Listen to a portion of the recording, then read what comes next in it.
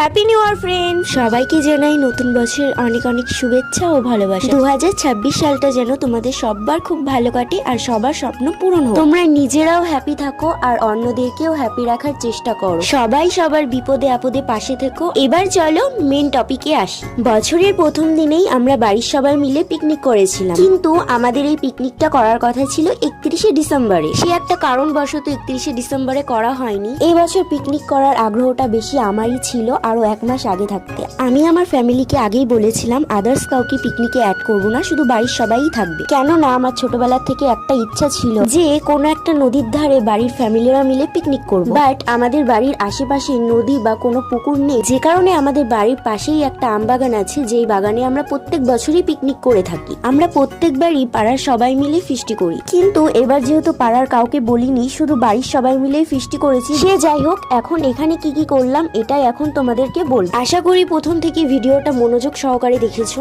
মাংস বাড়িতেই হোক বা পিকনিকেই হোক, মাংস ধোয়া আর মাংস মাখানো এই দুটো দায়িত্বই আমার হাতে থাকে। আর আমার ছোট কাকি মাংস আমি মাখাই, আর কাকি এদিকে ভয়, কারণ কাকি হাত জ্বলার ভয়ে মাংস কোনোদিনও মাখায় না, আর আমি সবসময় মাংস মাখাই, যে কারণে কাকি ভয় পায় যে তুই কি করে মাংস মাখাস, তোর কি হাত জ্বলে না? না, আমার একটুও জ্বলে না, কারণ কি জানি না, আমি ছোটবেলার থেকে মাংস এভাবে মাখাই। আর মাংসটা অনেকক্ষণ মাখালে তারপর অনেকটা টাইম ধরে ঢাকা রাখলে মাংসটা নাকি খুবই টেস্টি হয়। আর তোমরা কি কি এই কথাটাই বিশ্বাসী আমাকে অবশ্যই কমেন্টে জানিও। এখন শুধু পাঁপড় আর বেগনি ভাজলেই আমাদের হয়ে যাবে। রান্না পুরোপুরি ভাবে কমপ্লিট হয়ে গেছে, আর এখানে ছোটদেরকে বসিয়ে দেওয়া হয়েছে। ইস, আমি একদম ভুলেই গেছিলাম যে মেনুটাই তোমাদের সাথে শেয়ার করা হয়নি, যে কি কি আইটেম হয়েছে। চলো এখন তাড়াতাড়ি করে শেয়ার করিনি। মেনুতে ছিল ভেজ ডাল, বেগুনি, র্যাকেট পাঁপড়, বাঁধাকপি ঘন্ট, মাংস, চাটনি আর গুড়ের মিষ্টি। কি পছন্দ হলো তো মেনুগুলো? আর তোমরা কে কে 1 জানুয়ারির দিন পিকনিক করলে আমাকে কিন্তু অবশ্যই কমেন্টে জানিও, একদম জানাতে ভুলবে না। খাওয়া দাওয়া করে শীতে কাঁপানি ধরে গেছিল, যে কারণে একটু আগুন পুড়িয়ে নিয়েছি। আর জানো তো বন্ধুরা, লাস্টে